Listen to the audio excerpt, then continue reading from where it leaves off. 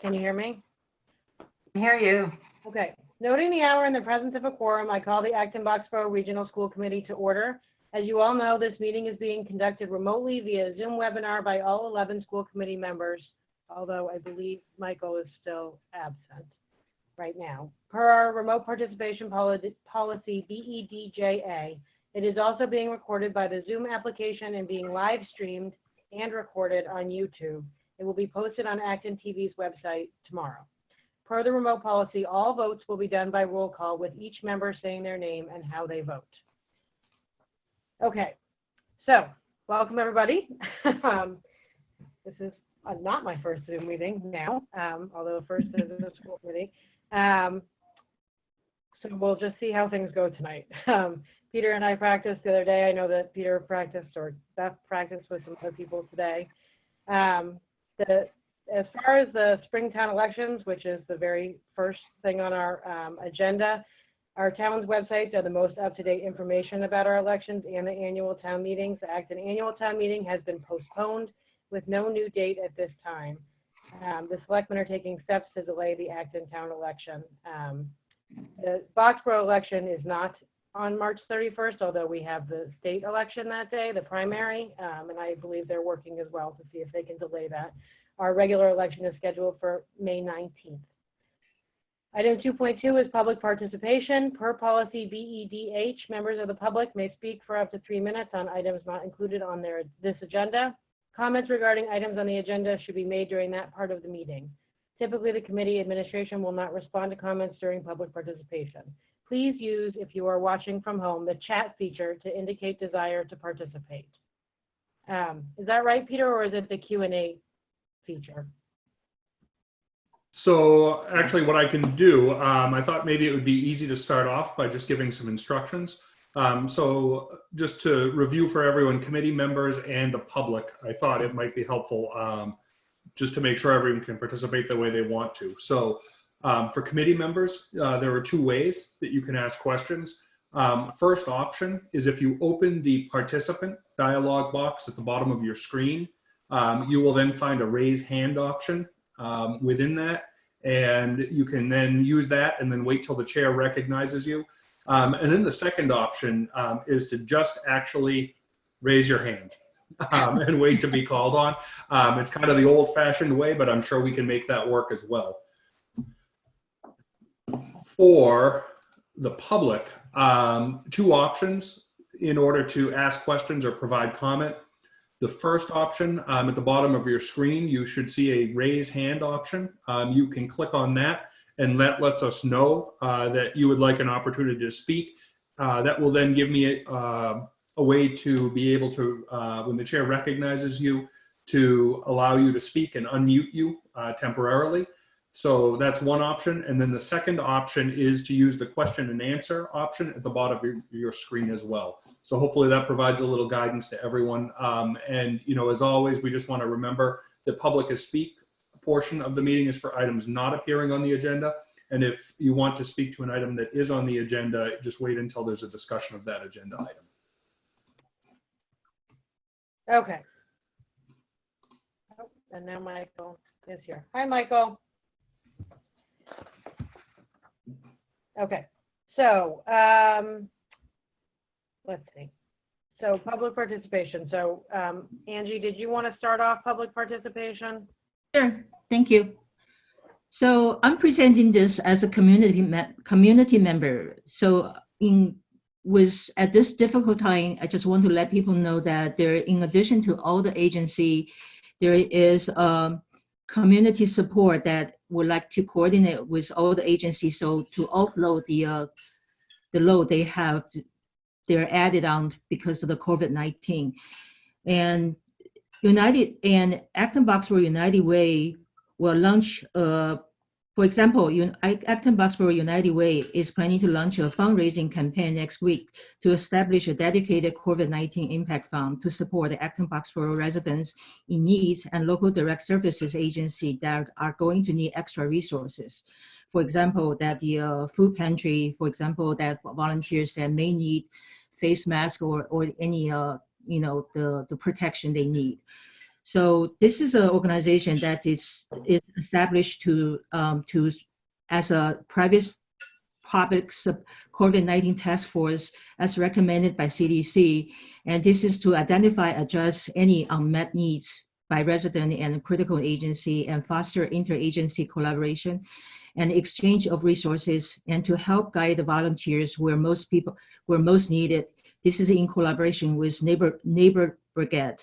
And this is also to streamline communications from the private sectors, especially the direct agencies to the websites, to the town of Acton, Boxborough, and to the school website, and to the Massachusetts COVID-19 211 hotlines, which is hosted by the United Way. So this is just to let people know there's a coordinated effort that we're trying to offload the agency load and provide, because there's a lot of resources that's provided by the from the community would like to help. So we're trying to streamline this process to mitigate the load of each agency so they can focus on what they're originally working on. So this is just information sharing.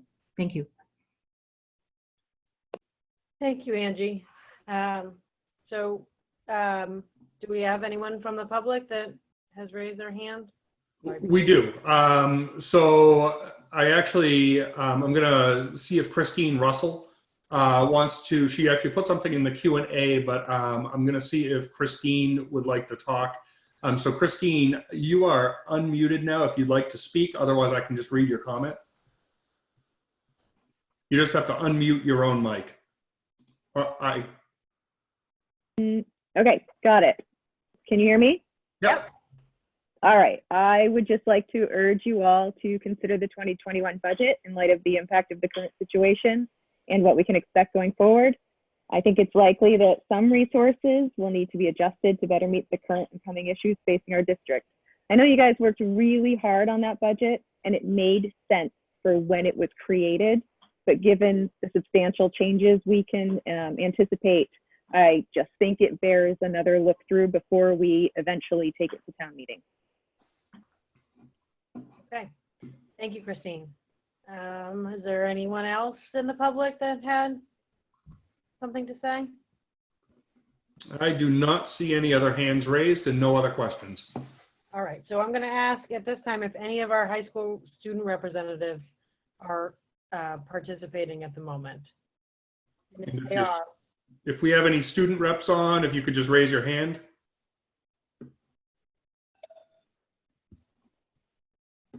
okay.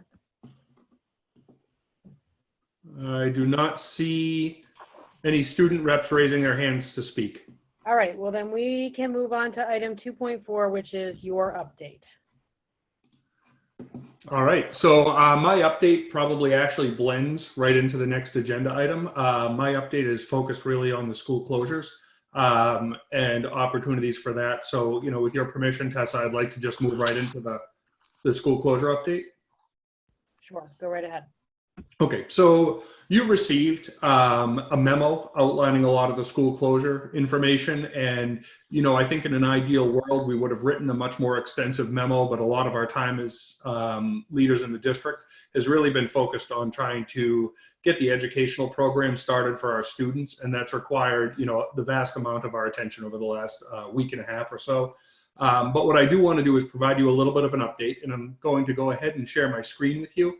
And I'm actually going to start off with some limericks that some of our junior high school students wrote. And I thought they just to provide a little insight into their thinking right now about what's going on. And, you know, a little bit of fun, but in all honesty, I think what you're going to see out of these limericks is that they're very telling about how our kids are thinking about our schools being closed and the virus and just the unknown.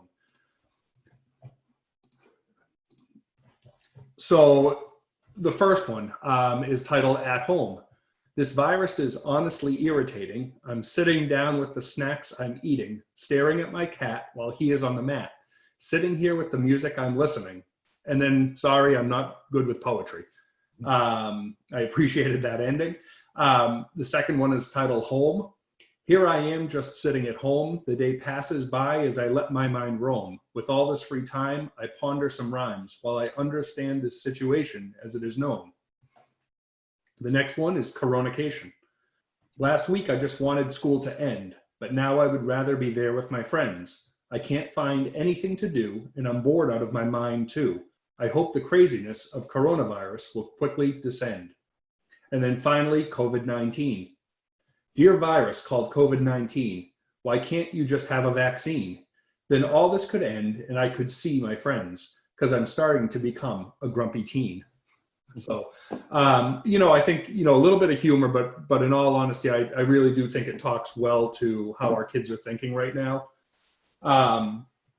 We also, amid a lot of the uncertainty, we have had a couple bright spots. I wanted to highlight, this is on the bottom left is a picture of a couple of our food service workers volunteering to make food for community members. And then above is an image of our distribution process that we have going over at the high school. And then I wanted to share just a little bit of a video that some of our high school faculty made on one of the first days of isolation, which was St. Patrick's Day. And it's about 2 minutes long, but I think it, again, just to cheer everybody up and find that people are finding ways to connect with each other through different means than we might normally have.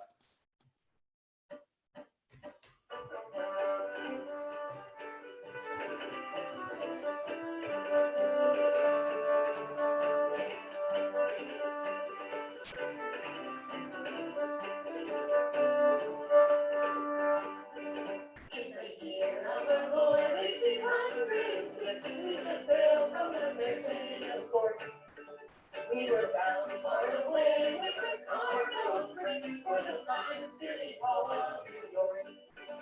In a very fine crowd, she was before and after, and oh, how the wild winds drove her. She had 20 kidnaps, and we so several plans, and we called her the Irish Rover. There was Barney McGee from the place of the Lee, there was Logan from County Tyrone. And a chap called Nicker, who was scarcely born, and a chap on my ski all alone. There was Slugger also, who was never to school, fighting the crazy from Goldberg, and Tony from Clare, who was strong as a bear, and the skipper of the Irish Rover.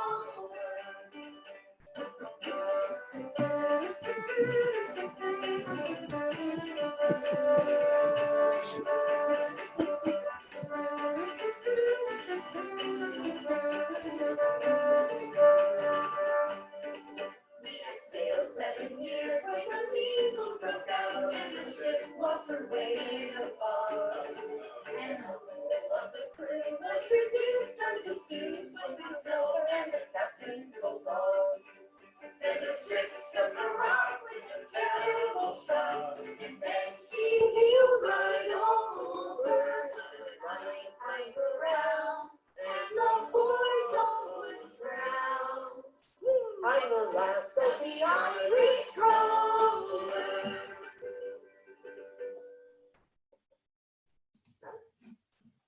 So not exactly the way we all hope to connect, but people are still finding ways to do that. I hope no baby was hurt in that. There was no baby hurt in the making of that video, at least to my knowledge. She seemed to drop him pretty quick. So some details on the school closure, and I think we all have this information, but I thought it would be good to just make sure we're all on the same page. Our schools are closed per order of the governor from now at least through April 3rd, and we are scheduled to reopen April 6th.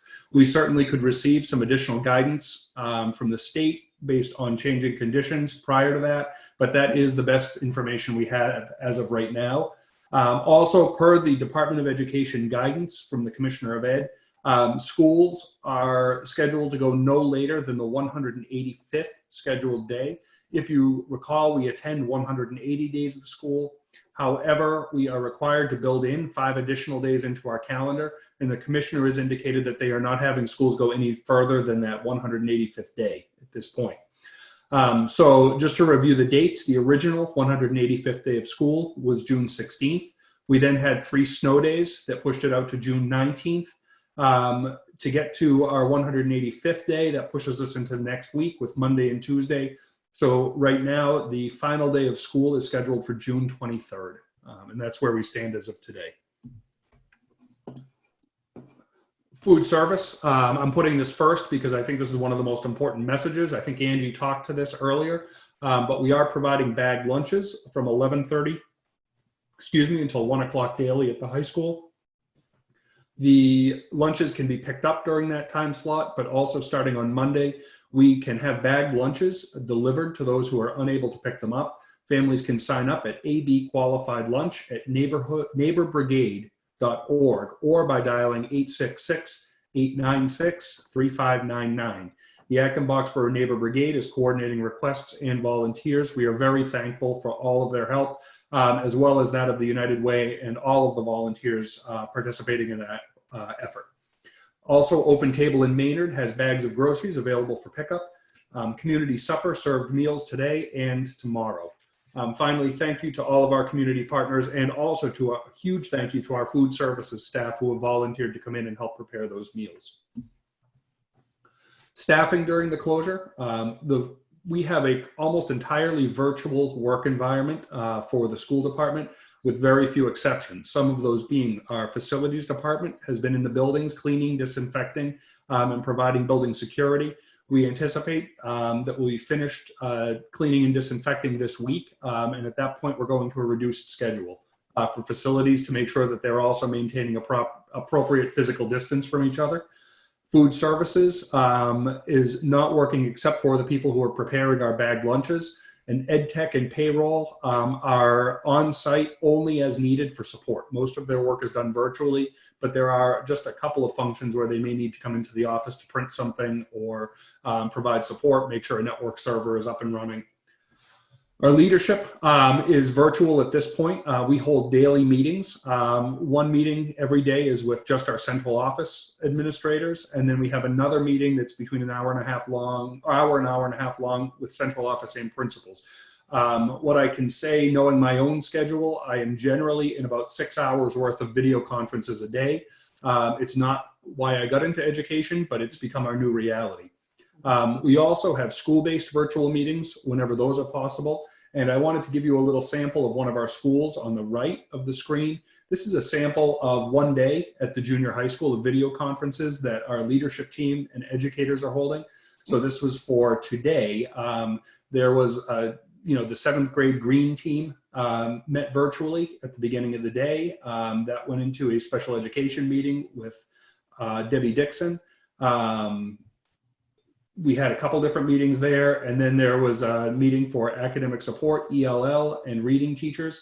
Then we had an 8th grade team meeting, followed by a meeting for our counseling staff. So just a little window into how our leadership is spending time and what some of our educators are doing with us while they're not necessarily in the office, but certainly working from home to the best that they can. Pay for staff, I thought was important to touch on as well. All staff are being paid during closure, and I'm going to go through certified and then hourly staff as well. Our certified staff, we have designated 2 no work days this week and next week. So tomorrow, which is March 20th, and then next Friday, March 27th, are no work days for our educators. So our parents at home should not expect, and students should not expect our educators reaching out tomorrow. We had those as no work days because we know we will have to make up those 2 days at the end of the school year. Just to give you a sense of scope, if we had to pay our teachers to work 2 extra days and not approach it this way, each day is about $220,000 worth of salary. So just trying to make up 2 days at the end of the year is over $400,000, almost $450,000. Expectations that we have of our certified staff.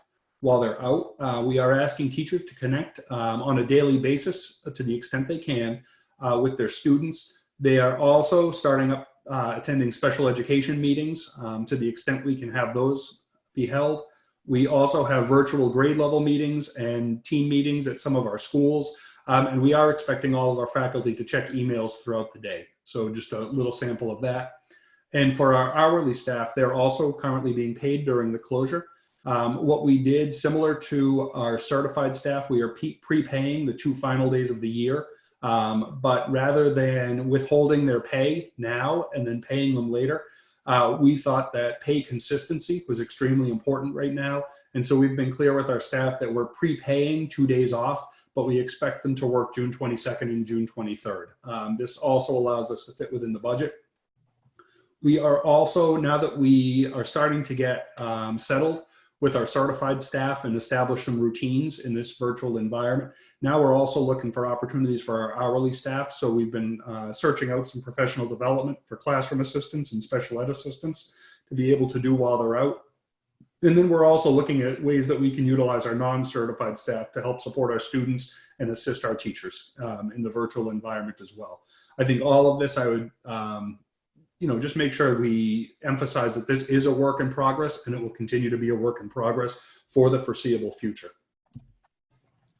Educational goals that we have during this closure. We have two overarching goals, and these are goals that we set, but they were based on some guidance from DESE. One is to make social emotional connections for our students, and that's with our students and among our students. And then also to really think about engagement and how we can provide engaging opportunities in an enrichment-based manner. Couple notes, just from a technicality standpoint, we did receive some guidance both from the State Department of Education and the Federal Department of Education that if schools were to try and replicate classrooms online, we would need to ensure that we're able to provide FAPE, which is free appropriate public education for all of our students with disabilities. And in addition, we have considerations above that to be able to provide access for English learners and students who might not have that technology. And technology access is really two challenges. One is around making sure that they have devices at home they can get on, but the other is making sure that they have effective broadband access. So, without all of those pieces in place, schools have to be really careful to make sure anything we do is equitable for all students. One thing I just want to emphasize as well is that while our traditional strategies for teaching and learning may not be available to us, I think what we do have an opportunity to do is rethink how we engage our students and think about the types of opportunities that students can continue to learn, even if it may not be the exact way that they expected to be learning through school. So sometimes with challenge comes opportunity as well. Standardized assessments, just to go through some of that. Grade 10 ELA would have started, but that has now been postponed. We do not have a start date on that yet. We expect to hear that from the state at some point in the future. Similarly, grade 3 through 8 ELA would have started, but that is now delayed. We will have more information on that coming up. Grades 3 through 8 math and science and technology. The window is April 27th through May 22nd. I think as we start to know the exact return date and that is confirmed from the state, we'd be able to confirm when exactly that will start. So I put more to follow as a note. AP exams are on a lot of our high school students' minds right now. Unfortunately, the college board let us know that they'd be giving us guidance tomorrow. That didn't meet my timeline for the meeting tonight, but they didn't seem overly concerned with that. So we expect to hear more tomorrow, but what College Board has indicated is that they are currently developing resources to help students at home in order to prepare for tests. And they're also looking at the possibility of allowing students to be able to test at home. So stay tuned for more information, but families and students can go on the College Board website, I believe tomorrow, probably by the end of the day, they'll have more information up. And then for SAT tests, we know that the first test is not going to happen. However, the next testing dates available are May 2nd and June 6th. And the SAT has not expanded on what this means, but they have made a commitment to being flexible. So we'll see what flexible means. From a facilities standpoint, all of our buildings will be cleaned and disinfected by this Friday. And that includes all hard surfaces in classrooms, including desks and counters, as well as all of the high touch areas, including restrooms, railings, doorknobs, and light switches throughout all of our buildings. Our facilities team has worked extraordinarily hard to make sure that can happen, and I just want to make sure I thank all of them. Our facilities department is also going to be providing building security during the shutdown, and we are rotating those employees' shifts so that we can also make sure that they have proper distancing measures and we make sure that our employees are healthy as well and that we're taking care of them. Finally, I wanted to make one comment that we had to slow a lot of our capital projects because we didn't want a lot of people in our buildings. However, there were 2 capital projects that we had an opportunity to do. Some of the high school flooring in the cafeteria that had been installed, I believe, was starting to bubble. So we do have a very small team of about 3 workers who's coming in to redo that while we're out.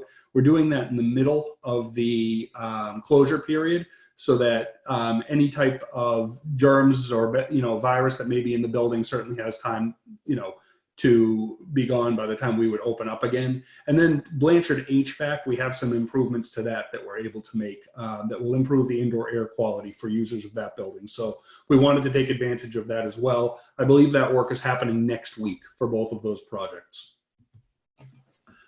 Building project. The building project is actually on schedule as it was originally planned. We are doing all our meetings virtually at this point. That includes our weekly staff meetings. All of the meetings that take place on the architect side and between those staff meetings also happen virtually. And our building committee meetings beginning next week will also be done virtually. One possible consideration I want to put on everyone's radar is the availability of Acton Board of Health to issue the permits for the geothermal test wells we need to do. We were hoping to have those done over April vacation. I think the Board of Health is pretty busy right now. I think they're actually meeting again right now while we're meeting.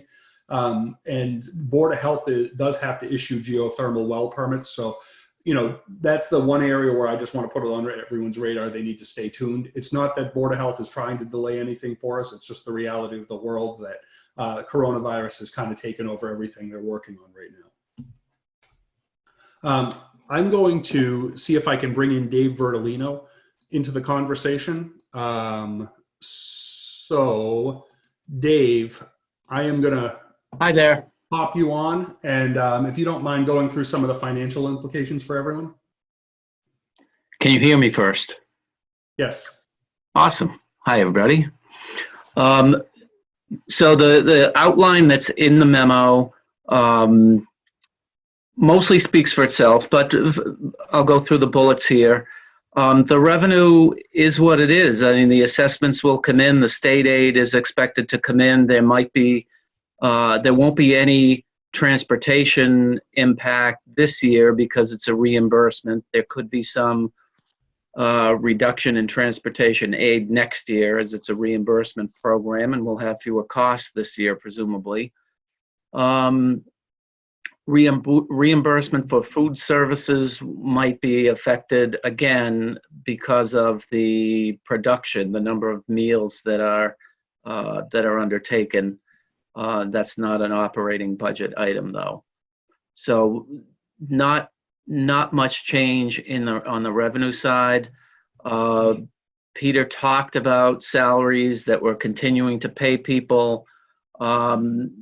There will be savings pretty much assuredly in things like substitute coverage and overtime during the shutdown will not be necessary. So there should be some savings there.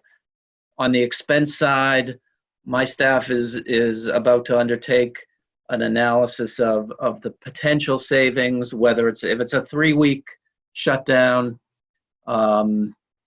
it'll be fairly insignificant, comparatively speaking. If it's longer, obviously some of these, the amount of the savings, the potential savings will be proportionate with the amount of the length of the shutdown. But clearly, if we're not occupying buildings, computers and lighting being the primary driver of the kilowatt hour usage, we should save significantly on utilities in the month of March.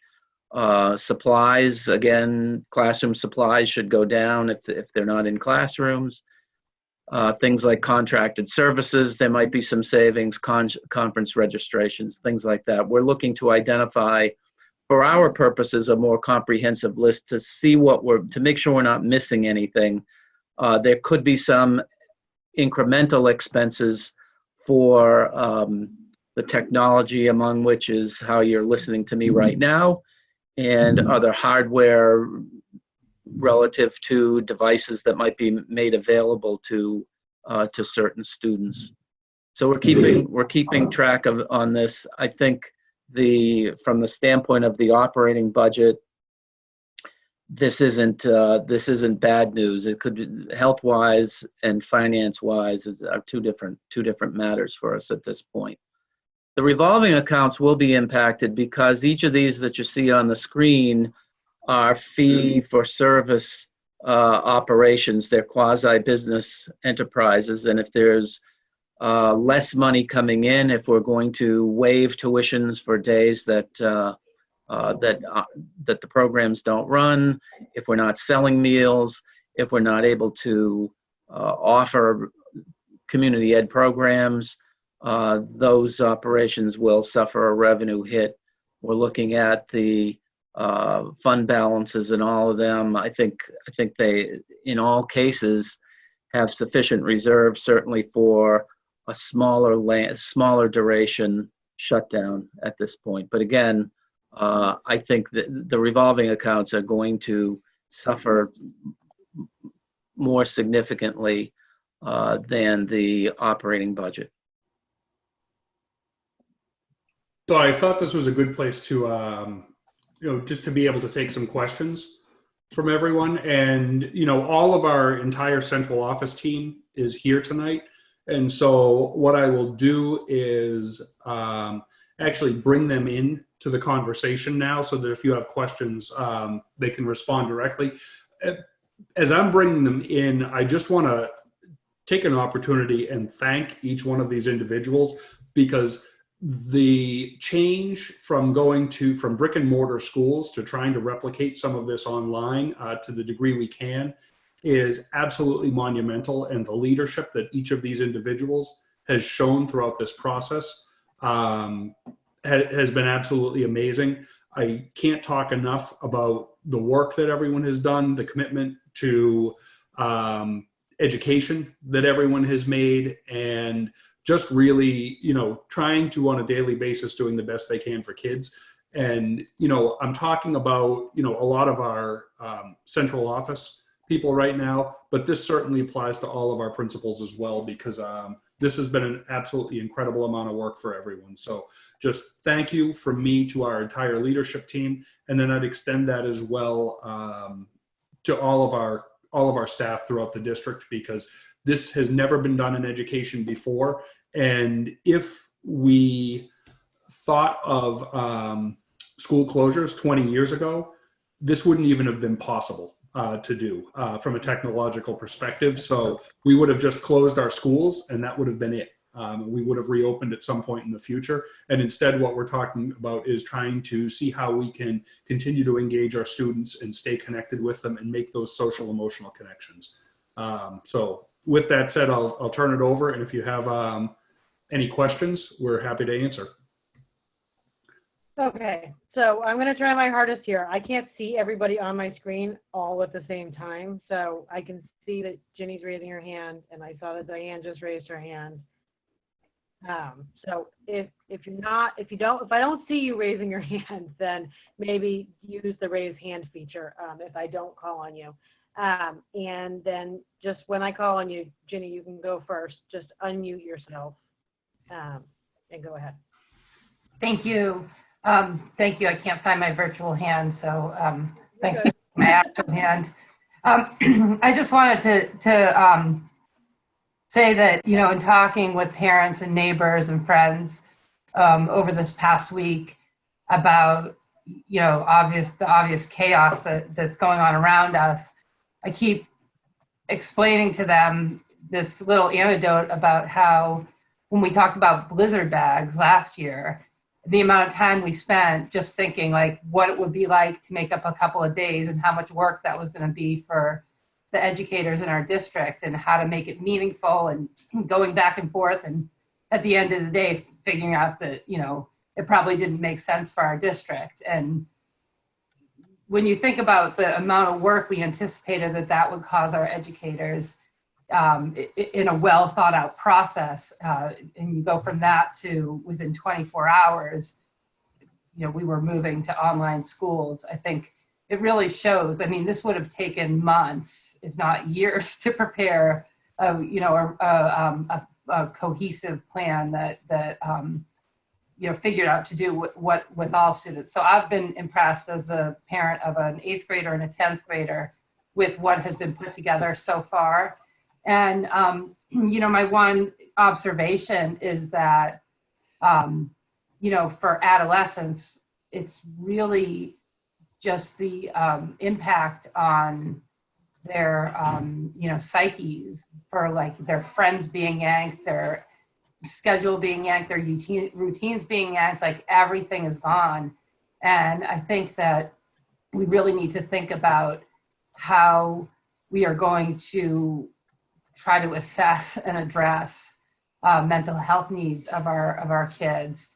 And I really appreciate all the thoughts about keeping them together, but it's just so hard to be, a teenager whose whole life has kind of like vanished, suddenly and unexpectedly. And I think there may be some kids out there who are really struggling with that. So that's just, I want to say thank you to everybody. And obviously this is an extraordinary time. And I think, I've been impressed so far, but I worry about, just the mental health from lack of connection on our kids. I really do.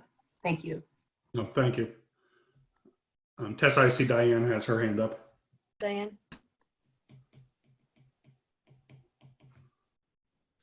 Unmute. You're not unmuted.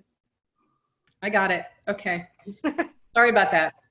I would like to thank the leadership and the staff for all the hard work they did in stepping up so quickly to really effectively launch this connection and engagement initiative. I also have 2 kids at home who are in high school and connecting with their friends virtually, but they are feeling the kind of the sting of not being in school. So it's been very much appreciated to be kept apprised of the process. I think everyone really has a very good understanding of how much work it was, and we're all in awe of you. So thank you for that. I did have one comment and question, and this is really maybe directed at Ginny as our legislative liaison. On yesterday, the U.S. House of Representatives passed H.R. 6201, and it gave the USDA, the United States Department of Agriculture, authority to approve state waivers to reimburse us for providing those free meals. Usually districts who have under 50% of their student body, under 50% who get free and reduced lunch, they don't receive assistance. My understanding is that we are one of those districts.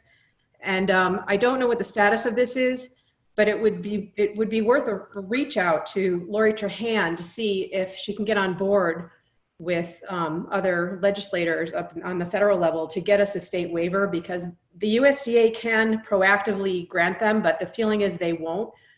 So I don't know what the feeling is of the committee, but I think this is a no-brainer to try to get that. And I guess I just want confirmation that we are one of those districts that still have 50%, less than 50% of kids on free and reduced lunch. Thank you.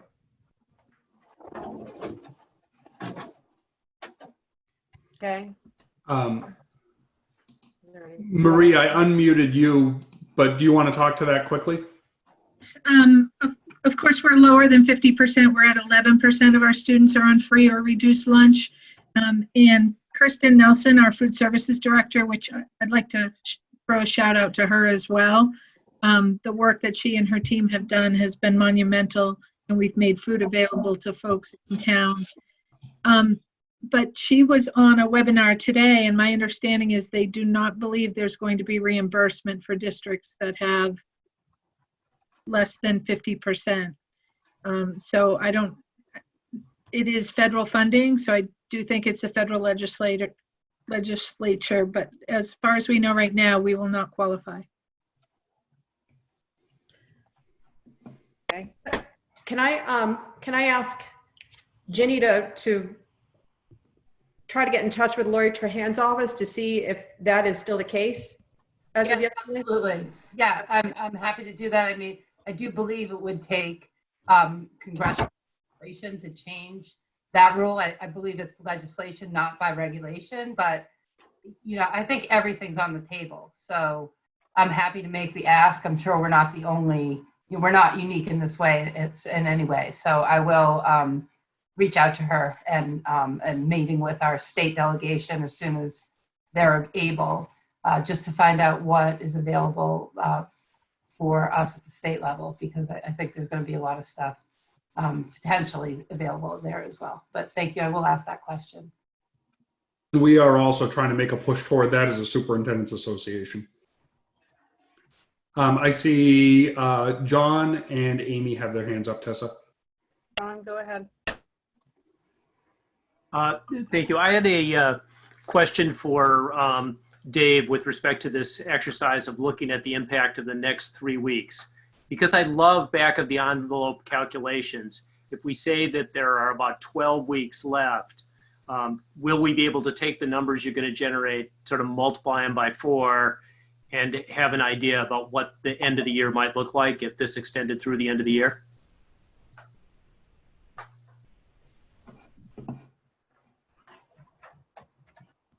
Dave?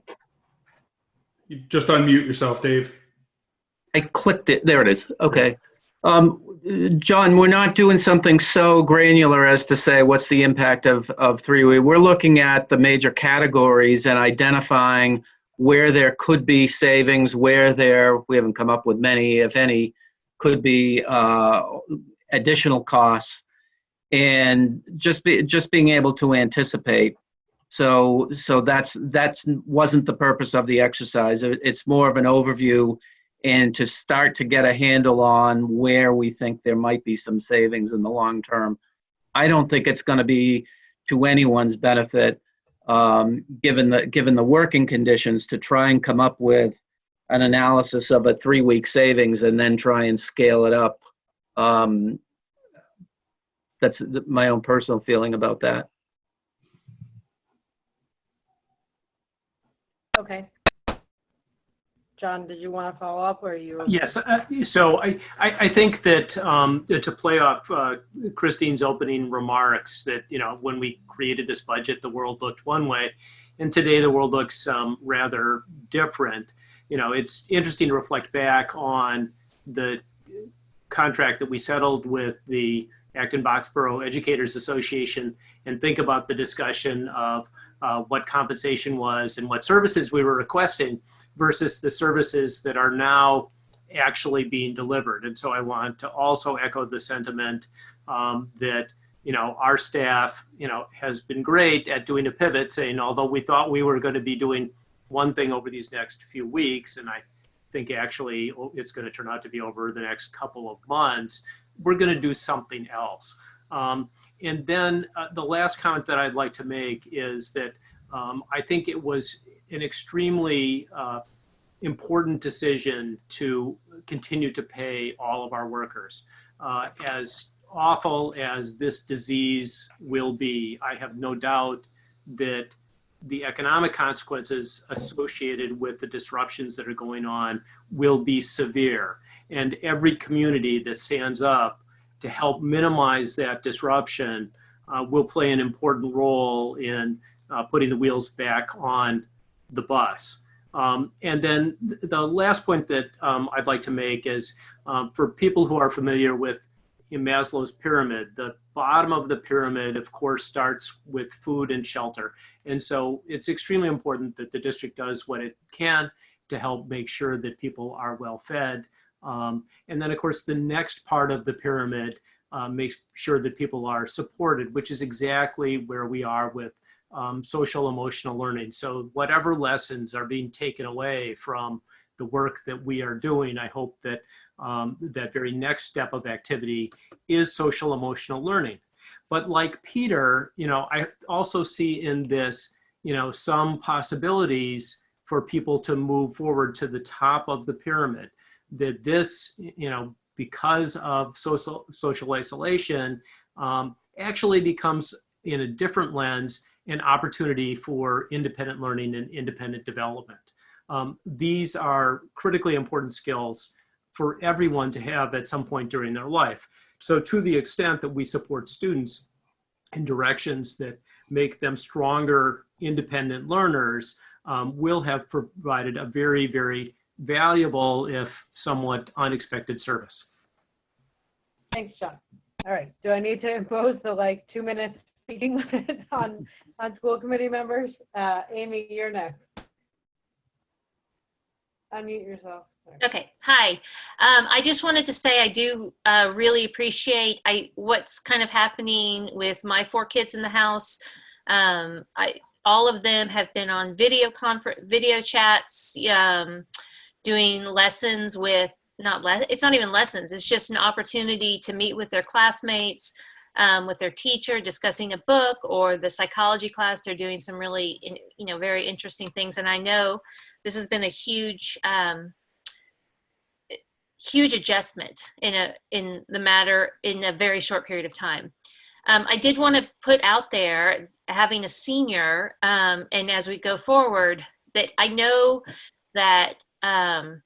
Peter, I know that Mr. Dorr, you guys, they're thinking about this, but this is really having an impact on my senior. Thinking about graduation and prom and all of those end of the year activities, and it's been very difficult on him and his friends. So I hope that maybe we sometime soon can have some kind of a plan going forward, if we end up being here for a couple of months, of how we're going to address this. Yeah, Amy, I can just talk to that briefly. I would love to have a plan right now. I think the challenge is there's so much unknown still around what's coming over the next, 3 to 5 to 6 to 8 weeks, that, if we get too far ahead of ourselves and try and make a plan that, okay, if we push the activity back now for a week, we'll be okay. I think we're going to end up changing so many times that, I think the first step is going to be figure out when we're going to return, and then under what circumstances. Are we returning? Is the state going to impose restrictions on us in terms of gatherings and things like that? I really feel badly for our seniors. Just like we see a lot of our college athletes losing their senior year for something they've worked at, the same thing is happening at the local level. So we're very, very sensitive to that. We want to make sure we can try and provide some great activities for our kids at the end of the year, but we don't have enough information quite yet to try and plan that. No, I appreciate the fact that you're all on it and you realize that how stressful this is. So that I appreciate that more than anything. And I know that as long as you have a focus and you realize this is a big deal, then I'll feel much better about it. Sure. Tess, I think Angie. So okay.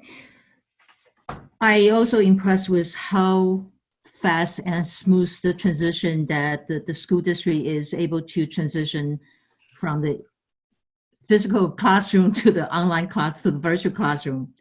So because we have these unexpected events, is there any new things that we're considering to implement for providing it's like a platform for the student to get more collaboration or any additional online education? Deb, would you like to speak to that? Sure. So I think the first piece is the ensuring that all students have access to technology, and I'm sure Amy has some thinking around that she can contribute.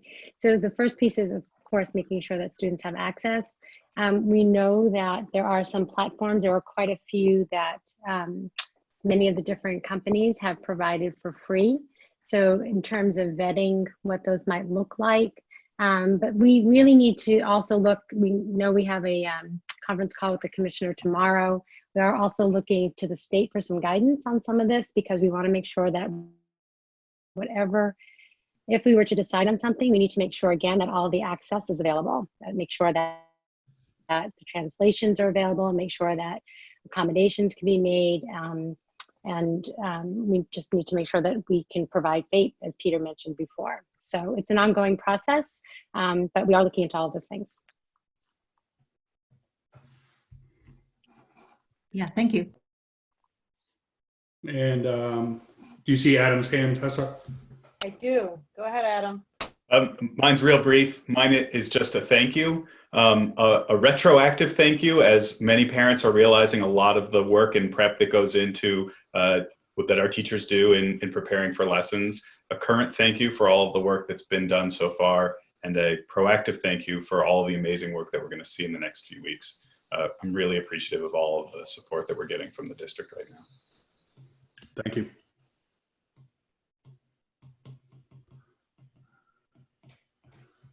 All right. Anybody else? Any other questions for our panelists? I heard all my questions asked. All right, I'm going to go ahead and demote our panelists again so that they don't have to be on camera the whole time. They're still with us. Now, if I have to remember exactly how I do that, that may take me a minute here. But Tessa, feel free to carry on. Okay, so it looks like, is Marie presenting this next piece of what's on the all-day kindergarten pre-K? She is. Yes, okay, so. She is. So Marie, I'll let you take it away, and I'm going to go ahead and share my screen again while Marie talks. Hi, everybody. It's nice to see you all. My screen says Beth Petter, but don't let that fool you. I'm not that smart. So we put a brief memo in your packet, and we want to keep you apprised of things that are happening financially and ask for your advice and action on this particular item. So two programs that we have that are tuition-based are all-day kindergarten and our Carol Hebner early childhood program for our pre-K students. So there are tuition students in both programs, and obviously we're not in session. So we would like you to consider waiving 1 month of tuition for each of those programs. We could have prorated it down to the day, and then at this point we're at 16 days, but we were thinking it's much simpler, and you know, each month has a different number of days and all that. So, and people pay by the month. So we thought it would be, the way to do it would be to reimburse or not charge for 1 month for each of these programs. And in the memo, we share with you for all-day kindergarten to not charge or reimburse for 1 month would be $92,000. And the all-day kindergarten revolving fund, as of June 30th, had $379,000 in the fund balance. I use the June 30 number because we've got revenues in and expenses out since then. So that's a real good measurement of what the fund balance was. And then for the preschool, 1 month of tuition is $27,000, and the fund balance for that revolving account is $205,000. So we look forward to your feedback about this, and if you are in agreement, we would ask you to consider voting on this evening.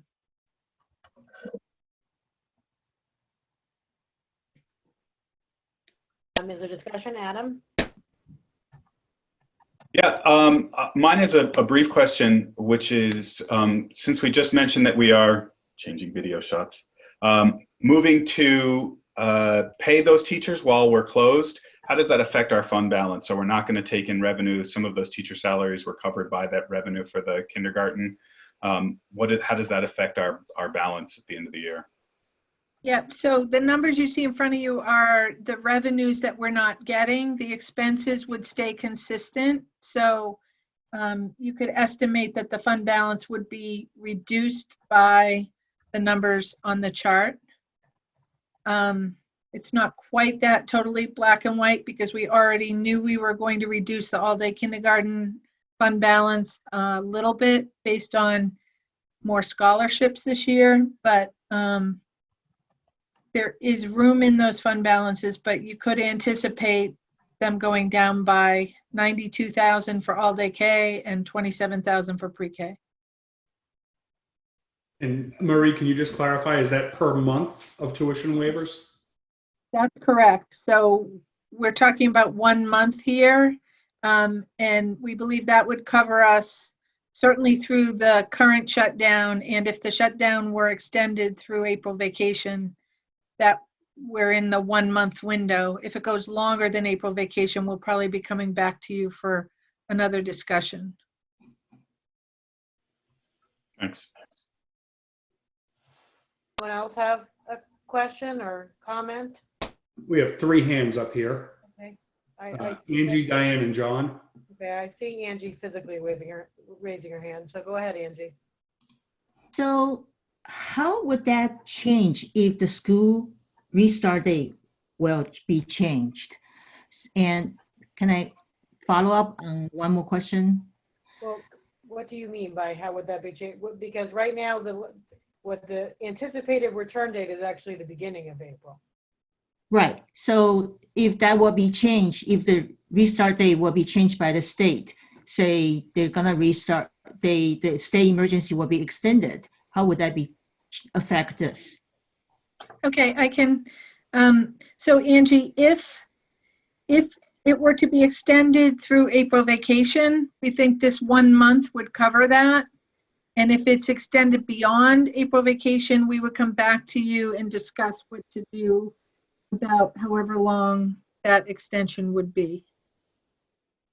But if it were to go the rest of the year, certainly the all-day K revolving account would have some issues if we were to reimburse for 3 months.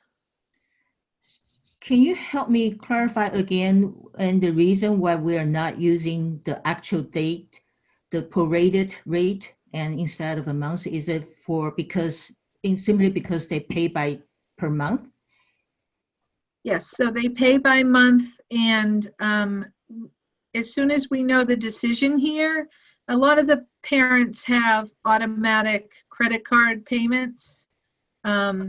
So as soon as we know, we would notify the parents to stop that automatic payment, and then we would reimburse folks who had already made the payment. So it seems simpler to do it for 1 month. And then if the committee would prefer us to do it on a per diem basis, we could do that. We just don't want to do it multiple times over and over again because the reimbursements are manpower intensive. Okay, Diane, you had a question? Diane? No, Angie asked my question. Thank you. John, did you have a question? I move to waive tuition for the month of April for the Acton-Boxborough Regional School District's all-day kindergarten tuition and the Carol Hebner Early Childhood Program tuition. Second. Okay, wait, that wasn't a question. Paul, is that what you were raising your hand for, or did you have a question, an actual question? Well, No, may I speak to the motion? I'm sorry? What? You just made the motion. I know, but may I comment on the motion? Okay. Yeah, see, it's confusing because you guys, when you're all raising your hand, then I would have asked for a motion. So here's what we'll do from going forward, okay? Like, just wait 1 second, John, because I had already called on Paul. I didn't realize that you also had something else to say on top of making the motion. Because if we're going to do any other motions, I will have all of the discussion first, and then I will ask somebody to make, I will ask if there's anyone who wants to make the motion. So Paul, ask your question, then John, I'll come back to you. So it's more comment. I thought that, you know, hearing the difference between a per diem and a monthly, I think doing this for 1 month is a reasonable approach because it kind of streamlines the decision-making process. If it extends again, then we have maybe another talk about another month, or we talk about, you know, per diem. But for now, I think it's a reasonable hedging of the bet to just go for a month. So I'll support the motion. Okay, John, did you want to comment? Yes, the idea of charging people for services that we are not providing, you know, strikes me as just wrong. So, you know, I obviously, I think everybody knows that, you know, I had concerns about, you know, revenues associated with all-day K, but This seems to me to be very straightforward. If we are not providing services, we simply cannot charge for services not provided. And then I would also make the editorial comment that since I fully expect that this will be extending, longer than just April, I do think it's important for Dave to do the analysis to see if some of these revolving accounts are going to go negative, and if so, how we will address that. Is anyone else raising their hand? No? Okay, so then this is the way we'll do a roll call vote. I will call on you and you will say your vote, okay? Paul? Yes. Amy? You have to Sorry. unmute. Yes, sorry, had to unmute. Angie? Yes. Diane? Yes. John? Yes. Maya? Yes. Michael? Yes. Nora? Yes. Adam? Yes. Jenny? Yes. Myself, yes. Okay, so that motion passes unanimously. Thank you. Okay, it looks like what's next on my agenda is policy subcommittee. Is that correct, Peter? Is that what you think? I understand that the graduation requirements policy IKF revision and the request to name the active Oxford Regional High School pool will be discussed at a future meeting. We let everyone know who had contacted the committee about the renaming know that this would not come up tonight and that we would not be following up with this tonight, as we wanted those people to be able to attend the meeting, not in this virtual sort of format. Amy, do you want to speak to the new diversity policy or go right to Dawn? I'm just going to hand it right over to Dawn. Okay. Hi, Dawn. Hi, good evening. It's fun seeing you all like the Brady Bunch on my screen. As you know, this is policy, well, GBAA, but over the last few years, we've prioritized hiring educators of color. This year, we've taken additional steps to recruit candidates from diverse backgrounds. And as part of that work, we're asking school committee members to help us put another stake in the ground by considering a policy that further illustrates our commitment. While much of this policy speaks to candidates from underrepresented racial or ethnic groups, we were intentional about also adding language to recruit, quote, allies in our diversity, equity, and inclusion work. Additionally, the policy lays out our priority to create inclusive working environments that value different perspectives and experiences, because ultimately, a diverse workforce is a stronger workforce that benefits our students in numerous ways. So tonight is the first read for policy GBAA. Thank you, Dawn. Is there any discussion? Paul? So as I read through the draft, I noticed there was no reference, legal reference to that. And I asked a question of Peter on that, and there is no legal reference, which tells me that we're going kind of above and beyond what is legally required. And for this subject, I think that's great, and I applaud the district for doing that. Thank you. Great. Okay, I see Diane has her hand raised. Thank you.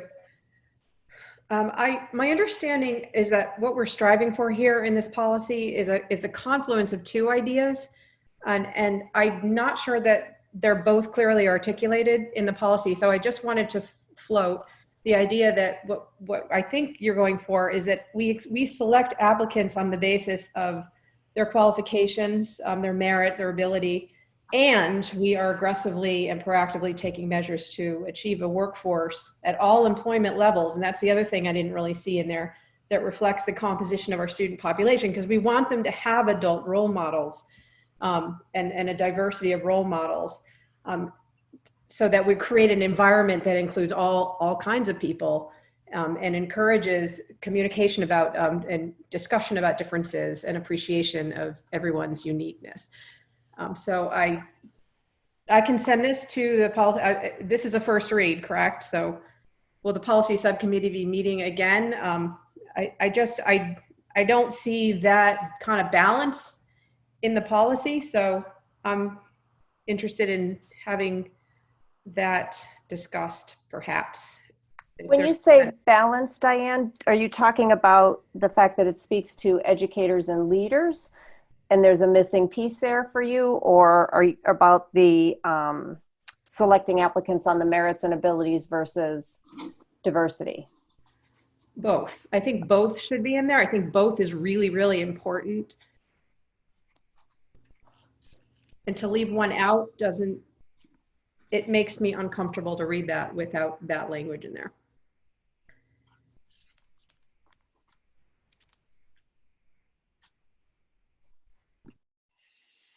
Adam, I see you're raising your hand.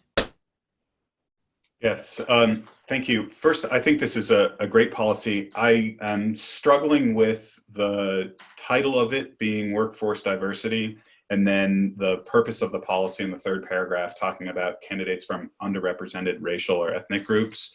And this is a little bit, I think, from our learnings at MASC conference this year when Dr. Derek Gray spoke about what does diversity mean. And so I'm sort of throwing this question back to the policy subcommittee to sort of talk about that and help us understand what we're looking for here, because some might argue that diversity in, say, the elementary education might also include differing genders. If we see a large population of, say, female teachers in the elementary education setting, might we think about diversity to be including a different set of genders in that? Or are we actually looking to hire those who are from an underrepresented racial or ethnic group? So I just think that sort of teasing out whether or not the title of the policy or the purpose of the policy are aligned with what we talk about in terms of both diversity and underrepresented groups. I agree with that, Adam. We had that Derek Gay's presentation made me think a lot more about diversity and what we mean by that word when we say it. So I would second that notion that the policy subcommittee should either look at the title or look at the language to really clarify what it is that we're looking for. Angie, did you have your hand raised? Yes, it's actually the same line with diversity, which other than the gender, the race, and how about the culture? Because people may look totally different, but underneath they have the same culture, and also a different, moral standard or anything. So the diversity is, I really encourage the group to think about what we mean by diversity. John? I think looking at the language around equal opportunity, the point that Adam made about gender basically argues that the way the policy should read is to take the language around equal opportunity and say that we hope to achieve balance in these same dimensions in our workforce. So, it would be nice to see a teacher who happened to be in a wheelchair for the sake of argument. But I do think, of course, this shows the fundamental tension in the policy that there will be equal opportunity, and yet somehow we will find some balance. So I think it's a complicated issue, but from a languaging perspective, simply looking for symmetry in the first paragraph and the third paragraph would help. Okay. I don't think I see anyone else's hands up. So that's just a first read, so we will consider it at a future meeting, possibly after it has gone back to policy for some of those tweaks. Thank you. Thanks, Dawn. All right, so item 4.1 is approval of our meeting minutes from March 5th. We have draft minutes of the meeting on March 5th in the packet. Is there a motion or discussion? Move to approve. Second. Is there any discussion?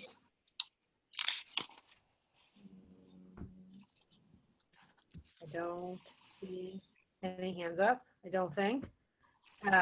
So then we'll do a roll call vote. So Paul? Yes. Amy? Yes. Angie? Yes. Diane, Yes. John, Yes. Maya, Yes. Michael, Yes. Nora, Yes. Adam, Yes. Ginny, Yes. and me. Yes. All right, Beth, those passed unanimously. Thank you. And then item 4.2, I believe, is back to you, Marie, with the kindergarten registration update. Thank you, All right. Tessa. So we have committed to families that we would do the lottery and notify them by the end of March. So we wanted to talk to you about kindergarten and the enrollment numbers and some of the things we're working with. Next slide, please. So on this slide, you can see the enrollment as compared to the projection. So we have a total of 288 students as of today. And we're going to anticipate 20 to 25 more. So we're anticipating 25 more would get us to 313. And the projection was 334. So we're slightly below the projection, 21 students below the projection. We're more than that at this point, but an average of the last 4 years is 25 kids between now and October 1st. Of those kids, we were below the Acton projection by 11 students, and we were below the Boxborough projection by 15 students. The Boxborough projection was 74. That was extremely high. The last few years we've had low 40s for students who live in Boxborough. So the projection was 74. I anticipated it would be lower than that. And as of today, we have 54. I'm going to project 5 more between now and October 1st, which would get us to about 59. So that would leave us 15 below the projection. So as we then looked at the chart that shows how many kids, Peter, would you go to the next slide, please? As we looked at how many kids were selected each town and how many kids had priority, we budgeted for 17 classrooms. That's on target. We could have budgeted for 18 if we went with the full projection. But as I said, I was anticipating something less than that. So we budgeted for 17, and that's going to work fine. But we were hoping we could just have 3 in Boxborough, and we planned for 14 in Acton. But the number of students who have priority to attend Blanchard for next year is 66. So with 66 kids already, we really can't go with 3 classrooms. So what we're recommending is that we go with a 4th classroom in Boxborough, but based on the number of kids that leaves in Acton, we can actually reduce a classroom in Acton.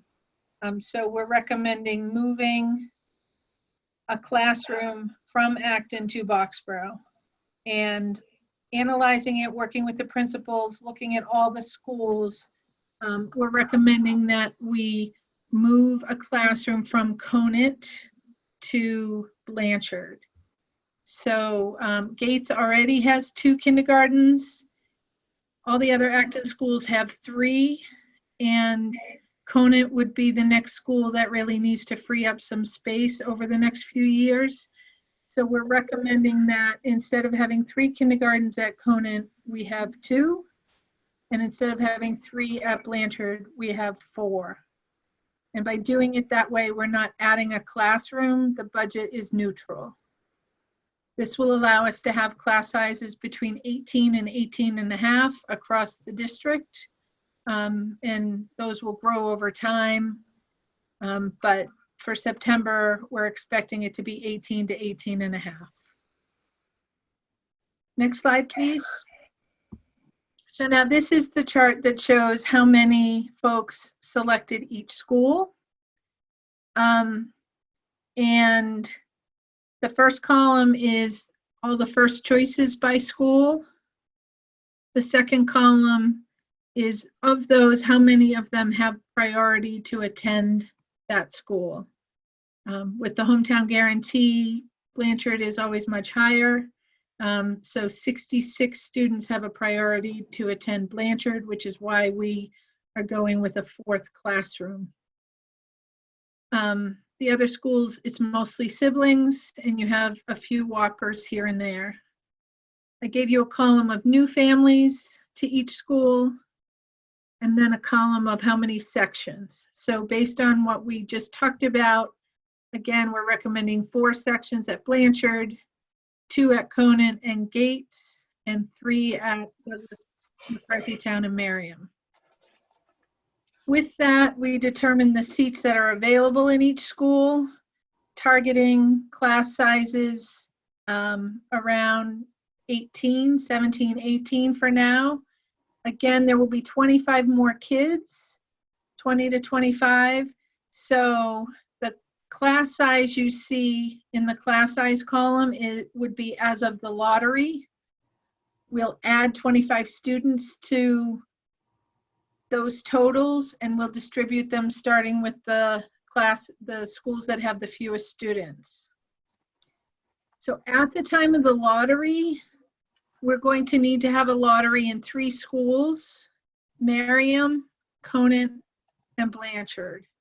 And the Merriam and Conant would be small, 4 or 5 kids, and we're hoping to get most of those kids into their first choice school before September.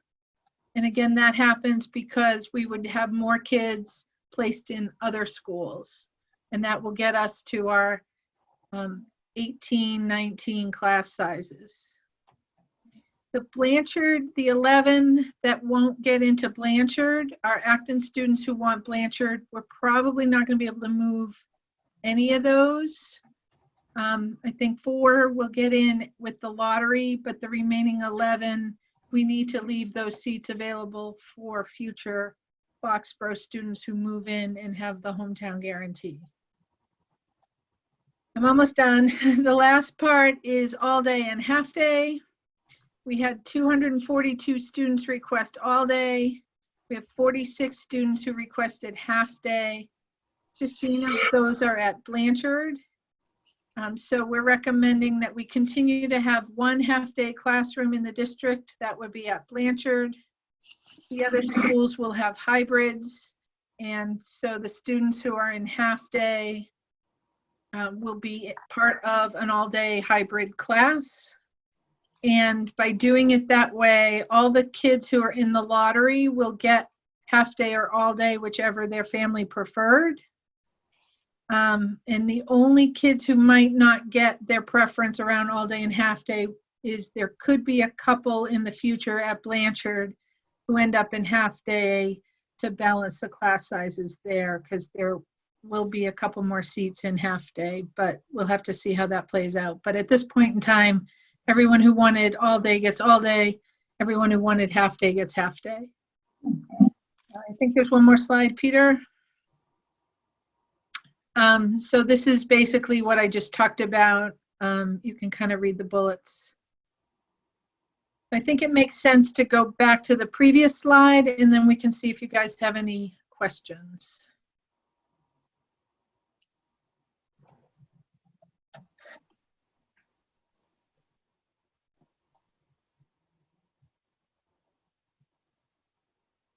I can see Adam. Tessa, you're muted. Adam, go ahead. All right, I'm just going to go. A couple questions about this. Marie, with the additional Pathways classroom in Blanchard, and how does this affect the space for classrooms in that school? So we're still working through the space question at Blanchard. We're looking at several options, but there aren't any empty classrooms at this point, especially by adding another Pathways classroom. But we're trying to figure out what we can move around to make this work. Okay, and then a quick follow-up is how does 3 full days plus a half day relate to sections that we'll have moving forward through the school? Would this be a 4-section sort of bubble that moves through the school? Yes, so this grade will move through with 4 sections every year. Yes, and we have a couple grades already like that there. Okay, thanks. John? Marie, in looking at the memo, the table for the projection has the dates of 2019 to 2020. Is that correct? No. And then just to make sure that I understand this, so this, total of 313, that's reasonably well aligned with the size of the current kindergarten class. If I read it correctly off the chart at the end, we're at 312 now. Is that correct? I'd have to look it up. I'm not sure. Yeah. Oh yeah, in the back of the packet. Yes. Yep. Yes. If that's what it says, that's correct. Yep. Yeah, and this is actually, that's a good point, John. Very consistent with last year's kindergarten. At the time of the lottery, we had 287. Right now we have 288. Thank you. October 1, I think we had 304.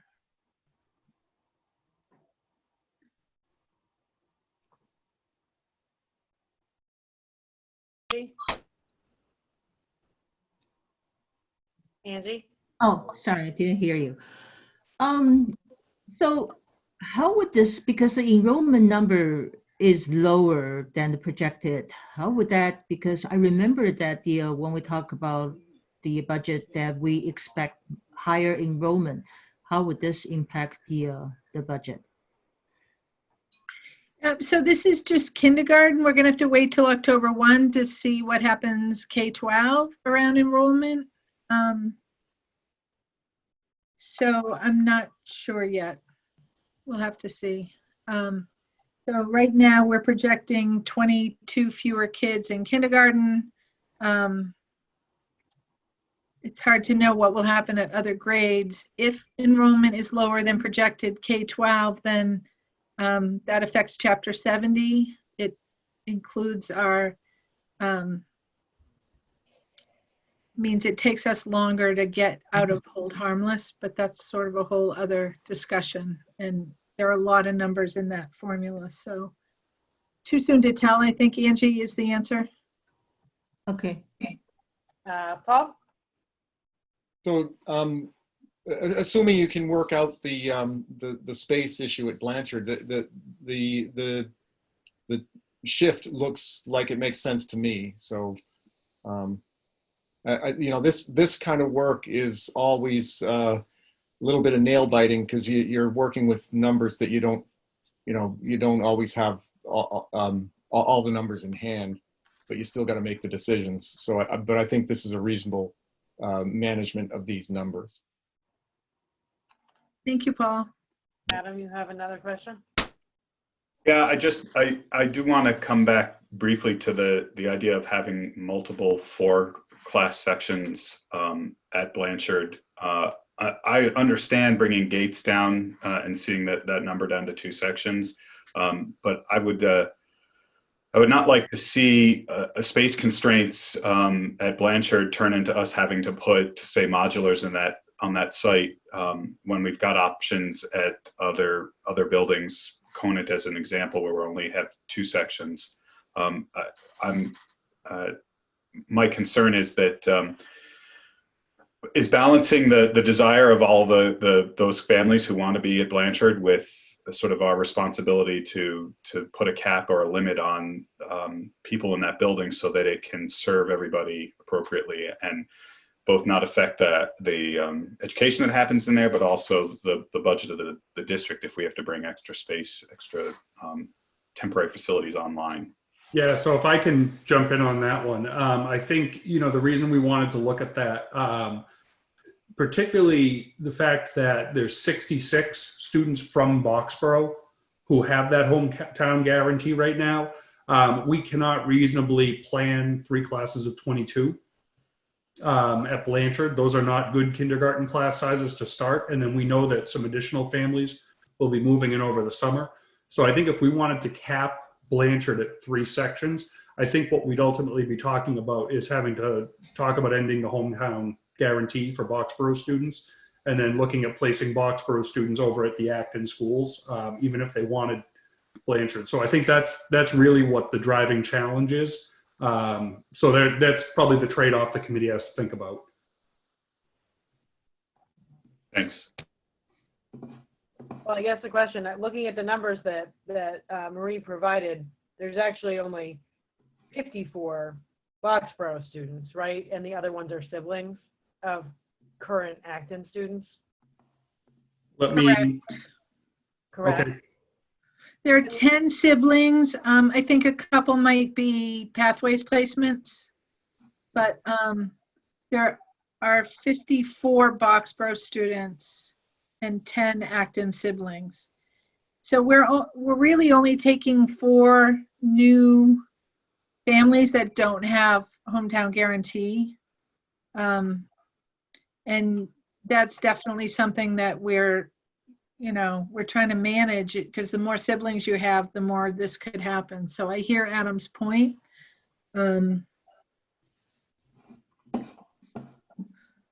Well, I hear Adam's point as well. I guess it becomes complicated now that we have lots of siblings. So who gets priority first, Foxborough residents or currently enrolled families? You know, if you start to think about who might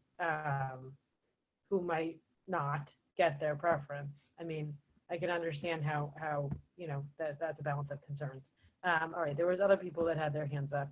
So Paul. So yeah, this goes back to Appendix A, and I'm trying to remember. I don't have it in front of me, but I thought there was some language in there that the superintendent could, make whatever placements were necessary. But what I think before we go to Appendix A, I'm wondering if there's something we could do to go to the parents of Boxborough and just ask again if they'd be willing to voluntarily move.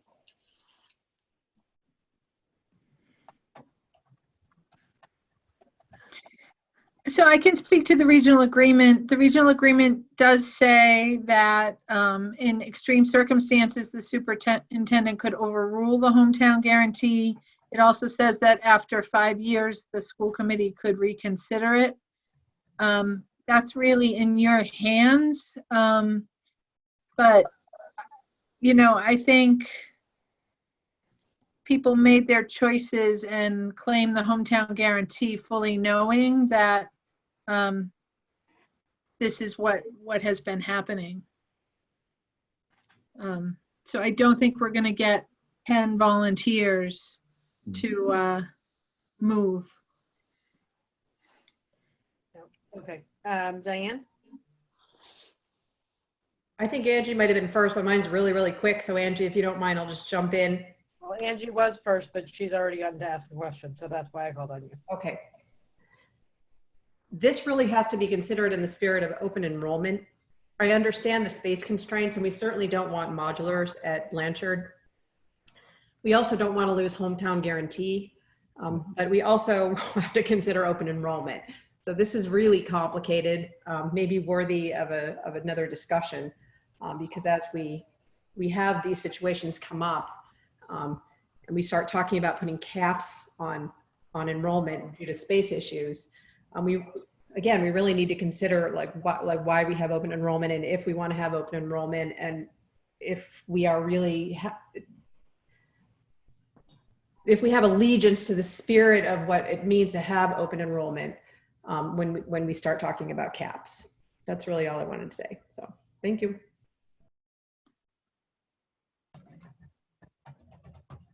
Angie?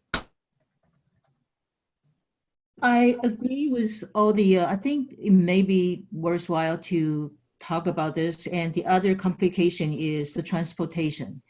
So we are transporting, if there's more Acton kids, siblings, and we're transporting across the town. So because the 4 classroom, they will grow, and there's a potential there will be more 4 classroom in the coming years, and that there definitely there will be more classroom when they grow up. So yeah, we have to think about that too. Thank you. Okay. I don't see anybody else's hands up. Do you, Peter? I do not, no. And I do not see any attendees hands up either. I think, I don't want to talk for Marie, but I think what we probably need to do is get some general direction from the committee. I heard a little bit of talk of maybe postponing until we have another conversation about this, which we can certainly do, but we would just need to notify families that we're not going to hold the lottery and that we're going to postpone that. So I just want to kind of put that out there that we need to, this is one item that if we want to postpone, we need to notify people. Nora? Sorry, I was just trying to unmute. I think I'd be interested in having a further conversation about it.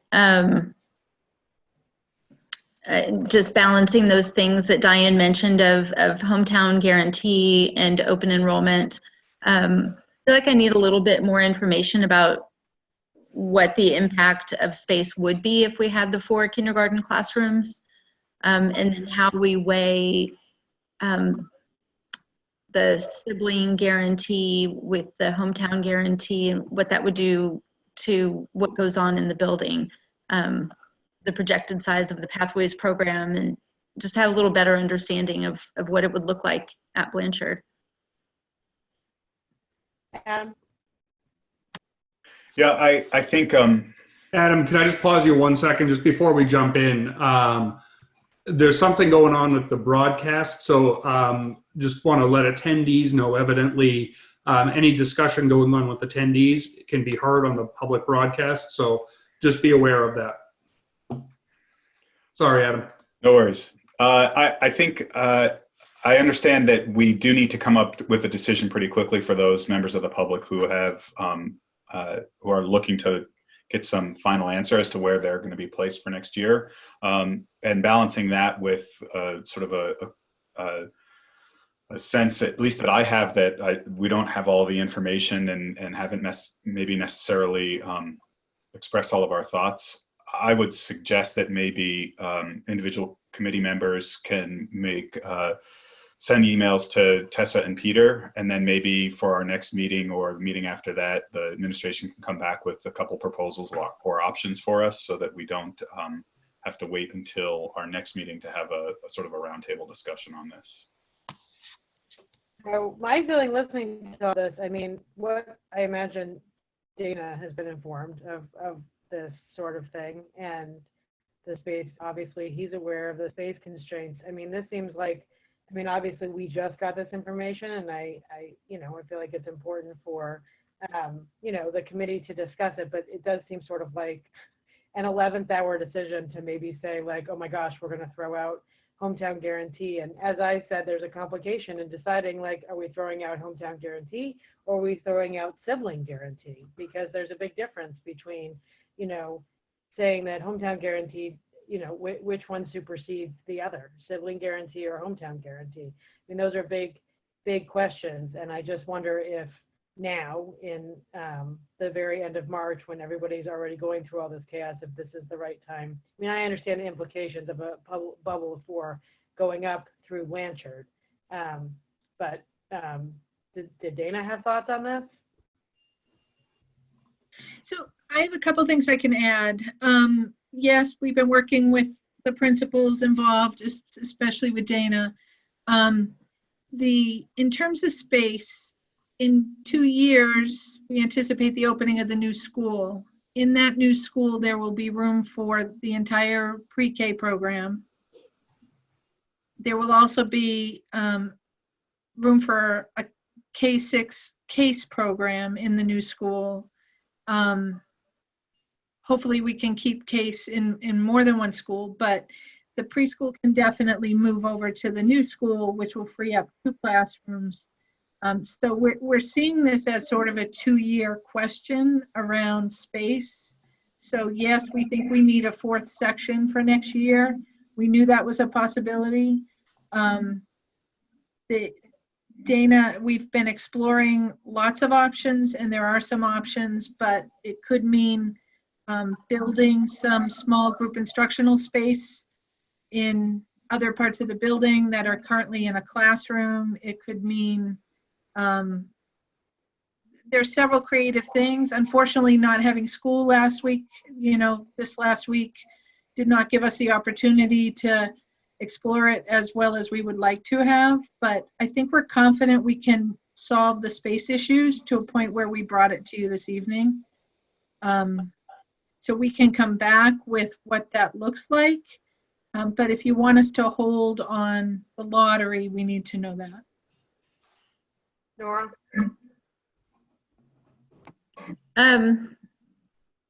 That's helpful to hear, to think about the new building coming open and what that does to the space.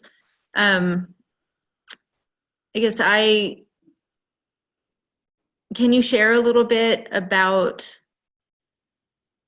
the impact of having 4 kindergarten classrooms on the Pathways program? Is that something that would impact the ability for Pathways to be at Blanchard, which I know is something that is pretty important to the community as a whole?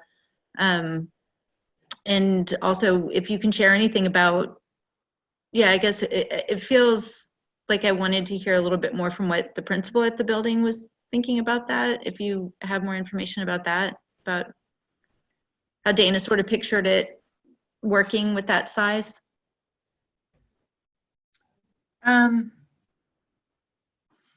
So I'm sorry, I'm doing too many things at once. I don't know if Peter can see if Dana's online or not. He's not. Okay. He's watching on YouTube, I think. Yeah. So Pathways will continue at Blanchard, and there's a full commitment to that. If anything, it's expanding. So that's not an issue. And Dana's been working through this with us and is supportive of having the 4th classroom. We already have 4 classrooms at a couple of grades. So to Adam's point, it's interesting. There were 4 classrooms at every grade and a 5th classroom at 1 grade at the peak, around 2000.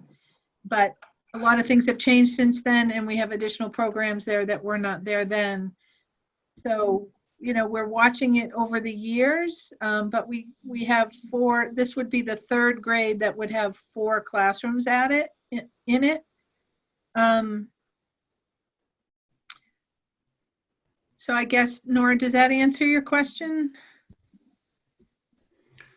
So just maybe I can jump in a little bit. I think there, in terms of I don't know how much it would end up being a principal's discretion about taking on a 4th class or not within a school. I think that needs to be more of a district level decision about how we allocate students. But I think in terms of space over the coming years, we know that when the new school is finished, not only is it 2 preschool classrooms, but we've also allocated 2 CASE classrooms into the new building, and CASE currently has 1 classroom over in Blanchard. I think ideally we'd love to expand access to CASE classrooms in the coming years. But for now, it's the proper thing to do to leave that CASE classroom at Blanchard. We do have some space with related service providers within the building that can probably be condensed into some shared spaces, because right now they're in very large classrooms with very few students. So I don't see this impacting how we bring Pathways along in the building. And I think in the coming years, we can certainly still accommodate growth if that's the case from Boxborough students. I think one area we may want to look at, if we think about it at all coming up, is maybe we think about limiting new families from Acton going into Blanchard, so that over the next few years there are maybe fewer siblings as things age out. And that might be a middle ground in terms of looking at maybe the long-term growth of the school. And that, but I even think with that, even if we took out that handful of students from Acton, that, non-siblings, the new students beyond the siblings, it's still fairly low number. And we would still probably be recommending that 4 sections for K. Nora, did you have something else? No, I just wanted to say, I think that's helpful to understand that. I was asking the question about what Dana's thoughts were about it, more just in terms of the growth of the school as a whole. And if we're thinking about setting up a lottery to honor people's preferences and choices in school choice, what size does this bring us beyond the ideal size of an elementary school? Does this change the feel of the building, or, you know, sort of to Adam's point, that would we at some point need temporary buildings? But I think if we're looking long term, that within a couple years we have this new building that will certainly be a draw for people, that might balance it out. And I also just wanted to say that looking at the chart, the class sizes look great, and I think that's really important too. It's nice to see the class sizes across the board for the kindergarten classrooms. Diane? I don't think there's any reason, unless I hear differently from my school committee colleagues, to hold up the lottery. Yeah, I was just going to ask for consensus on that. Adam, were you half raising your hand there, or? Yeah, I think I don't know. I don't know what the effect of having a lottery is on what Peter's suggestion was, but that's kind of where I was leaning towards as well. To take current events into account, you know, for non-sibling kids this year is 8 kids next year, and if they've got 2 siblings each, then it's, you know, it multiplies. And not that I don't want a diversity of community members in the school, but I think it might be a prudent decision to look at how the siblings has affected the growth of students in Blanchard, and maybe limit those families that don't have hometown advantage or siblings in the building for this next year or two, just to help flatten the curve.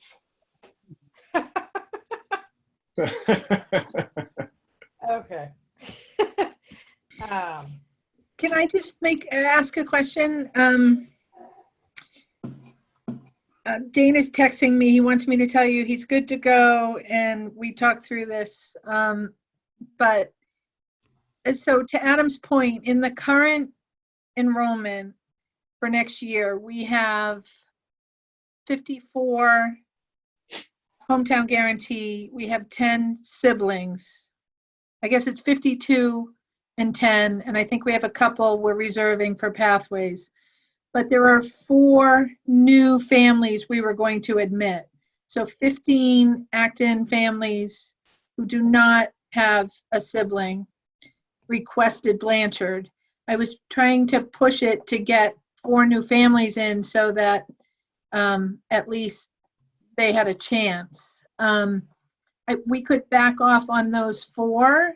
I would probably notify them, and we would place them in their, we would move their second choice school to their first choice school, which might push the lottery a little bit at a couple of other schools. You know, it will affect some of those numbers. But if it sounds like that might be the consensus, and then that would potentially reduce future siblings over the next few years. And I do think that the sibling numbers have grown each year, so 10. Yeah. So Marie, just so I can be clear, what you were suggesting is that we would notify those families, but maintain a 4th section or not maintain a 4th section? So if you wanted to honor hometown guarantee and the 10 siblings, then we would still go with the 4th section. Okay. I don't know. What do people think about that? I mean, you know, like I said, I feel like that's what you want to do. Adam? Yes. And that's what Nora thinks? All right. What does the rest of the committee think? Yes. Amy, I see a thumbs up. Diane's raising her hand. Yeah, but I'm not raising my hand because I like it. I understand the space constraints, but I think this merits a discussion of what open enrollment means in this district. And I wouldn't vote again. You know, I don't think this is a vote, is it? No. It's just a consensus, and I'm not gonna, you know, I'll go with the consensus, obviously, but I just think it merits a longer discussion, maybe not tonight, but about what it means to have open enrollment in the district then. I know. Well, so I feel that way too. I don't know that feeling, I feel like that's for 4 families. I understand there's like a ripple effect, but there's a ripple effect the other way too. So if those 4 families don't go there and their first choices were one of the other places that has, 8 people, or it was Conant that would have had, I don't know. I just don't know that I feel comfortable like causing the ripple now when we just saw this, rather than having a more robust discussion when we come back in the fall ahead of doing this kindergarten thing, when there's more time to discuss it.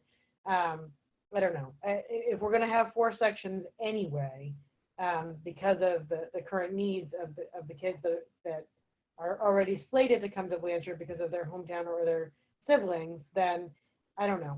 I don't know that I feel that telling those 4 families that they can't, just because we've decided, all of a sudden that this is a scary number of kids to start getting at Blanchard when it's going to change in 2 years anyway with the new building. I don't know. That's how I feel. Adam, were you raising your hand? Paul also had his hand up, Tessa. Sorry. Paul can go first. Okay, Paul. Well, it's really, for me, it's really nice to see the interest from Acton parents to be at Blanchard and vice versa. So I think that it, in a way, this is a good thing. It's just that we have constraints. And I think that's always been a figment of open enrollment is no one is ever guaranteed their first choice. We do our best to get first choice, but that's why we have the rankings. So, I would hate to see going to 3 classrooms and have the class size get out of whack. So I think I'd rather the 4 classrooms and we just deal with that. Adam, did you want to respond? Yeah, I hear what everybody's saying, and I think that the conversation around open enrollment is definitely one that we should have. But we're going to be in this situation at this time every year because we don't know what families choose until this time. So, I think making the somewhat pragmatic decision around identifying that siblings come in as a follow-on effect, we should do what we can to sort of limit that now. We also don't know what will happen for move-ins into the district. And if we do need to keep 4 sections, if we have a lower class size in those 4 sections and we get move-ins in the district who are living in Acton, then it would make sense for them to have access to those classrooms at that point as a way of balancing out all the class sizes around the district. But I think looking at what's happened in the past, knowing that we don't see this information until this time, we should do what we can to limit that sort of exponential growth. And I also feel that if we do take those 4 families and put them back into the lottery, there are 23 families that are waiting to know where they're going to be placed, and I don't want them to have to wait too long. Marie, do we know how many Boxborough families in kindergarten chose Acton schools as their first choice? I think it's 1. Okay. Angie, did you have a question? It's either 0 or 1, Tessa. Okay, thank you, Marie. I have a question. Wait, hold on. Angie had her hand raised on the thing. Did you have a question, Angie, or no? Clarify. So right now there's 60 students. So that's the reason why Blanchard is going to have 4 classrooms. Is that? I thought it's what is the number of 52 versus 66? 52 Boxborough students, 10 siblings. Boxborough residents. Yeah. 52 Boxborough residents, 10 siblings. 2 pathways is what you said before. The rest is pathways. Okay, so it's for hometown is 62, right? 52. 52. Oh, 52. With Okay. 10 siblings that we guarantee as well. Maya, are you the person that said you had a question? I guess that was the clarifying question. So we're talking about potentially disappointing 4 families and throwing them back into the pool? I just want to make sure I understand this correct. Yeah. So what it means is there are 15 families who requested Blanchard who do not have priority. And so we were going to run the lottery and give 4 of those 15 seats. It gives all 15 of them a chance. It gives 4 of them seats. So if we say no to the 4, that's okay. I think we would notify them before we run the lottery that we're not accepting any new families to Blanchard. Yeah, and I think the school committee level policy decision here is whether or not to maintain open enrollment or whether or not to maintain hometown guarantee. So it's, I think from a school committee perspective, it's important to understand, it may not be about the exact number of classrooms in a building, and it may be more about the policy level aspect of it. And then as administrators, we have to figure out how that's going to work with the reality of the situation. So just to make sure we don't end up going too far down in the weeds in terms of that level. Maya? My feeling is with you, Tessa, I think that we should leave it as it is, the way that it's recommended by the administration, the way that we've been doing it. And if we're going to start to reconsider shifting things around with bubbles and siblings and hometown guarantee, it's just a much bigger conversation. And I don't think we ought to be considering that right now. And I think you should extend the 4 seats. Okay, so I think that because we've had so much discussion, we need to kind of just go around. It's not a vote, but I would just like to get a feeling because I think we need to give the administration some direction on this. I think what Peter is saying is that this is a little bit more than a discussion of whether or not we, put forth those 4 seats. It's more a discussion. That's really a discussion of are we, not honoring the idea of open enrollment as it is a policy that we have right now. So, Paul, what do you think? I'm with Maya. Keep going. Angie, what do you think? I agree that we're not changing the policy now, so I agree with the recommendation. Okay, Diane? I also agree with the recommendation. Amy? I agree with the recommendation. John? Agree. Adam? I agree that now is not the time to have a discussion around open enrollment, but would encourage the administration to consider the follow-on effect of continuing to have siblings in any of our schools, because at some point we max out the space in our schools. Nora? I think my answer is similar to Adam's, maybe a little lengthier, but I'll keep it short.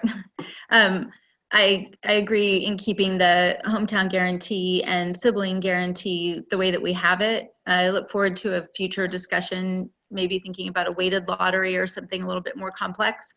And whatever the administration decides around what reasonable size is, I would go with that. It sounds like you've taken siblings into consideration for future class size. So it's just encourage looking at that.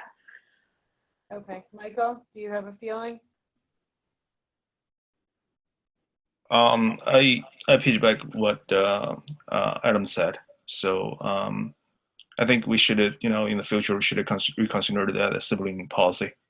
But for this time, I'm okay with go ahead with the lottery. Maya? I think we all agreed with you. Yeah, okay. Jenny?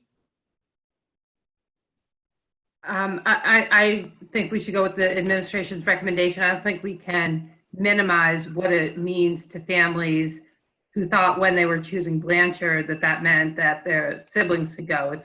It's hugely, even though everybody's on the same schedule, to have kids in different elementary schools. It's not something we should just take lightly and do casually. So I agree with that. Thank you. Okay, so my feeling from listening to everyone is that the consensus is that we absolutely need to discuss this in the future, but with a few dissenting voices that you can keep things the way they are and run the lottery at Blanchard. this year. I think that's what I heard. Okay, Thank you, everyone. I know I'm sorry, Peter. No, go ahead. I know it's a tough night to have that kind of a discussion, but it is important to families. So I appreciate your thoughtfulness and feedback, and we'll be back with the policy questions. Okay. Thank you, Marie, for all of your hard work on that. So next we have subcommittee and member reports, the school building committee update. Peter and or Marie? I can jump in. This will be pretty brief because we've been in this period of transition. But the building, committee is meeting next week. A lot of the work over the last couple of weeks has been focused on honing some of the revisions that the architects have been making based on another round of feedback from our educators and some different stakeholders. We've been particularly focused on the development of the library and being able to just make sure that with a 2-story library, it's configured in a way that's functional for both schools and it provides appropriate supervision and access. So we've been having some good discussions around that at the building committee level, along with feedback from our library staff and administrators across the district to make sure it's a good space. As I said, a brief update earlier, we are still on target with the building project. We're continuing our meetings virtually and making good progress with that. I will say, just as an update, what was stunning, we had a discussion at school committee around bond rates just after we sold the bonds. And we ended up with the bond rate just over 2%. And almost immediately, within days, the bond rate jumped back up. So in what we're seeing now is we actually hit the bond market at its absolute rock bottom. So it came down just before we sold the bonds, and it has since gone up pretty significantly. And I think bond rates currently are now in the 3s, maybe even 3.5. So we did very well by that. So, we're excited about that, and we got very fortunate in timing. So I don't know, Adam, if you have anything else or anyone else from building committee wants to add, but I think it's a shorter update. Nothing for me. Diane, are you raising your hand or stretching? No? Okay. Maya? I did want to make the committee aware that I think that some of us had concerns, well, at least I did, about a 2-story library and how we properly staff that and how we divide it. It just seems, in the initial design, I obviously wasn't thinking about the inherent issues that might come with the 2-story library with railing around the upstairs. And while it is very beautiful, I just wanted to give you my 2 cents that I think it might be complicated to have library staff and many students over 2 floors. I'm kind of wrestling with that.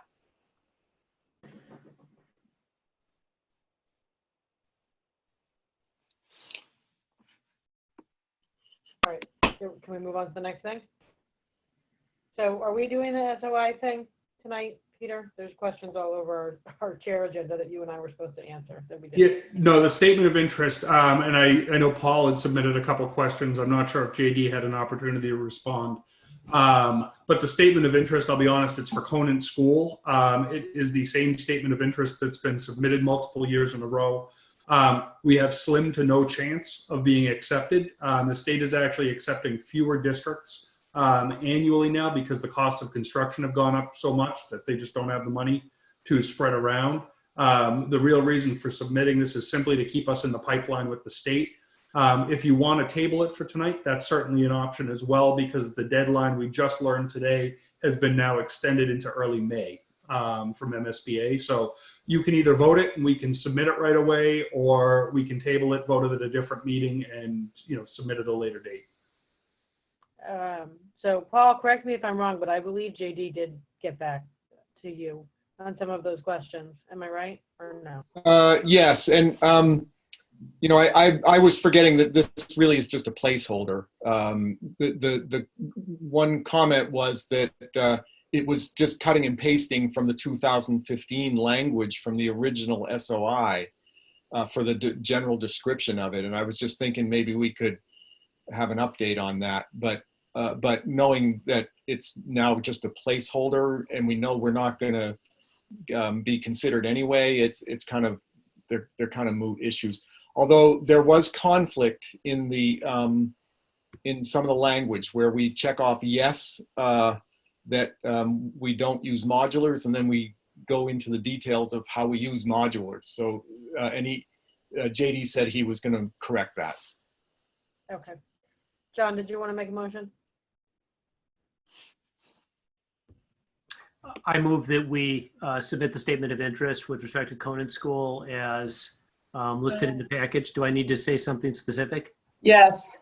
Okay, where's the language? Which is, sorry, language is on the Page 25 of the packet, form of vote. Well, then Adam should probably make the motion. I would love to make the motion.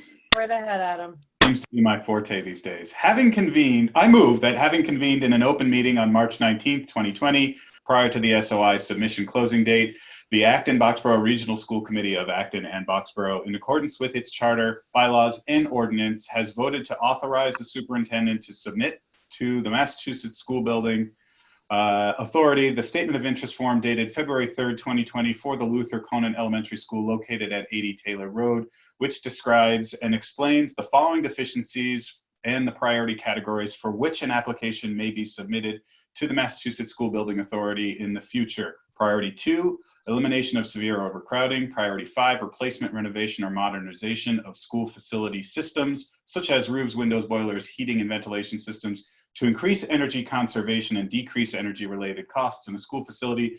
And priority 7, replacement of or addition to obsolete buildings in order to provide for a full range of programs consistent with the state and approved local requirements.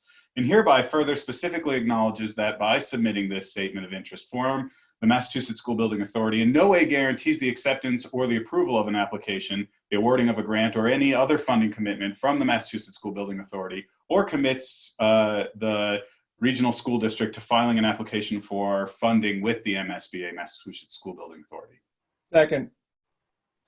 All right, we'll do a roll call vote. Paul? Yes. Angie? Yes. Diane? Yes.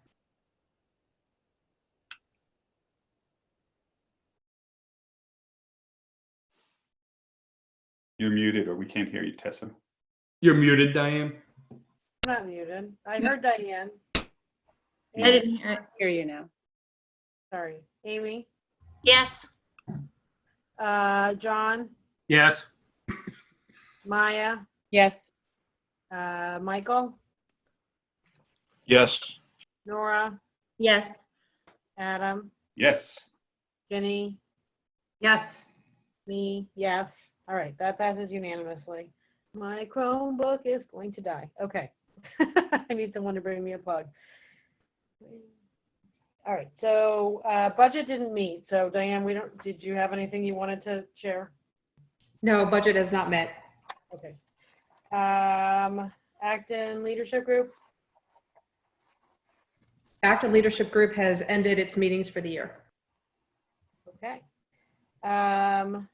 So BLF met the other night in a somewhat chaotic meeting. And we haven't postponed town meeting yet because ours is until May 11th. They are looking at delaying the March 31st vote. Nothing's been decided about that. The FinCom did approve the assessment and school budget. And I think that was the main, there was a lot of discussion about moving things around and meetings and virtual meetings and all the things that we've been talking about for the last week. APAC has not met. I will say, Tessa, that Acton FinCom several weeks ago did vote unanimously to support the school committee budget. Great. Okay, so. Did you want me to do the CPAC liaison update? Yeah, if there's something to share, sure. I did. I actually just called Amanda thinking that I'll never get this right, but I thought I missed the meeting and I didn't. They did not meet this week, but she did say that CPAC is seeking clarity on and further guidance from DESE on how AB can ensure that students receiving special education services can access the enrichment and communication opportunities that are currently being offered, and that the state, she knows the state has said that teams can conduct meetings remotely. I don't know, I would imagine that includes parents, but she said CPAC is seeking clarity on what AB and how AB intends to do this. She hasn't had success contacting Debbie Dixon just because of all the chaos of getting up to speed so quickly and successfully, and she's very pleased with that, but I'm sure they'll eventually touch base. The second thing I wanted to do is make kind of an announcement that so CPAC had floated to school committee, I'm sure you saw the email, the idea of having a session at the upcoming MASS conference. That's the annual conference. It's going to be held in November 2020 in Hyannis on school committee CPAC partnerships. We are considered a leader in developing, because we've developed policy and procedures with regard to school committees and CPACs, and we have a robust liaison relationship, and we've consistently implemented the procedures that we have and the best practices to ensure that we're collaborating and we have transparent communication. So that has been accepted. So AB will be hosting, AB CPAC, AB school committee, and the AB superintendent will be hosting a session at the upcoming conference in November, should that take place. Great, thank you for that update. Okay, so the next thing I see is that there's a recommendation to approve $650 in grants from the Mass Cultural Council to the junior high. Is there a motion, Adam? Move to approve with gratitude. Second. All those in favor? Oh, sorry, we have to do roll call. Paul? Yes. Angie? Yes. Diane? Yes. Amy? Yes. John? Yes. Maya? Yes. Michael? Yes. Nora? Nora? You're muted. You're muted. Sorry, yes. Adam? Yes. Ginny? Yes. And me, yes. All right, that passes unanimously. There is no statement of warrants tonight. Peter, is there anything else you wanted to highlight in any of the FYI items? You're muted. Thank you. Now I'm unmuted. My dogs were barking in the background, and I didn't think everyone needed to hear that. No, I think, you know, the one thing, and I can't remember if you mentioned this earlier, but, you know, I believe the town of Acton is applying to the courts for a waiver of the town election date. And so I know that that would have meant some turnover in school committee, but I do anticipate that that means that the changeover might be delayed. So I would just keep that on the horizon because I think that that's going to be important. Other than that, you know, I think right now I'm not sure of the format of the Kelly's Corner Forum that's listed on the FYI, but certainly look out for that from the town of Acton. They might be doing something via Zoom.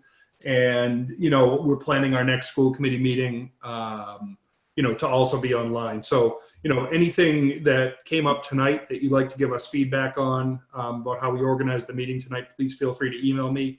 You can copy Beth and we'll be able to sort through that if there's anything you can think of that would help make this smoother for you. Great. All right. Tessa, I do see a school committee member's hand up. Okay. John? Oh, sorry, I see Maya's too. John, go ahead. Maya's up too? Yep, John, go ahead.